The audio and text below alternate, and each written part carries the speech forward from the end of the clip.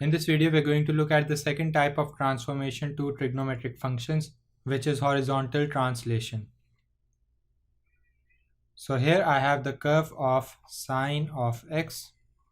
So my function is sine of x, which is equal to the output y. Now let's say that I add some constant to the input x. Let's say I add pi upon 3.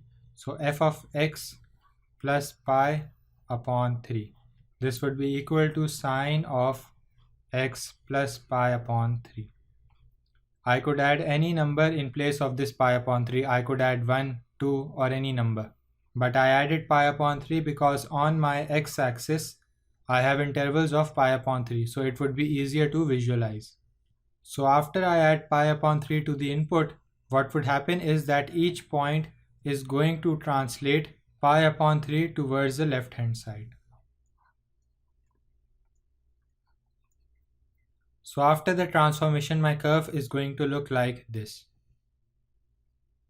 This over here is the curve of sine of x plus pi upon 3. And let's look at what would happen if we subtract a number. So let's say we subtract minus 2 pi upon 3 from the input. So it would be sine of x minus 2 pi upon 3. This would give me the output y. So each point on my curve of sine x is going to move 2 pi upon 3 towards the right hand side. So this point 0 is going to move to 2 pi upon 3. This point pi is going to move to this point, and pi plus 2 pi upon 3 is 5 pi upon 3. So this point pi moves to 5 pi upon 3, and this point moves to this point.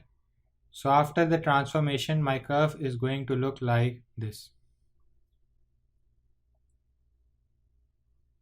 Let's look at another function. Here I have the curve of cosine x. So my function f of x is cosine x here. And let's look at the transformation f of x plus 2 pi upon 3. This means each point is going to move 2 pi upon 3 towards the left hand side.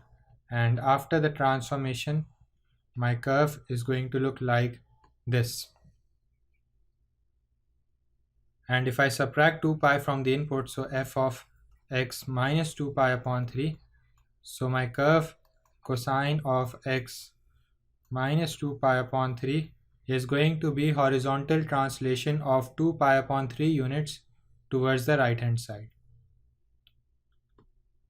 So after the transformation, my curve is going to look like this.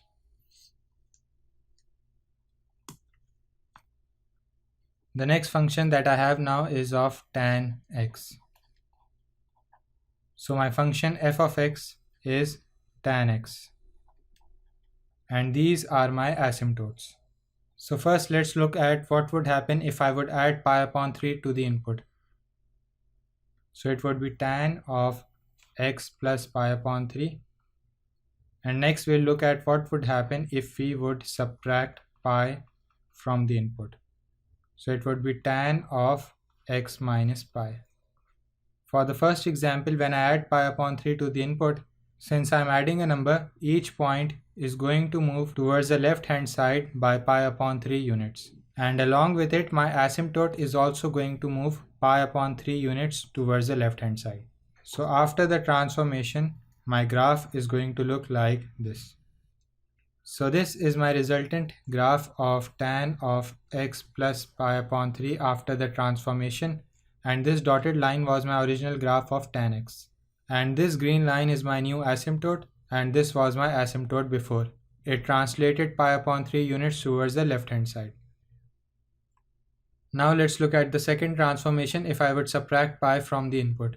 So what would happen here is that since I'm subtracting a number, each point is going to translate pi radians towards the right. This point is at 0, so it would go to pi. And this point that is at pi is going to go to 2 pi. And this point at pi is going to go at 3 pi. Similarly, my asymptotes would also shift pi units towards the right hand side. So my resultant graph is going to look like this. This part of the graph moved to over here, and this asymptote moved in this place, and the asymptote that was over here previously moved over here. So this was horizontal translation of trigonometric functions.